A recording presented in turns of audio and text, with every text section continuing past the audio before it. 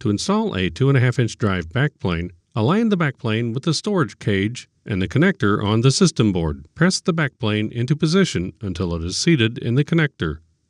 Insert the hot swap drives or drive bay fillers.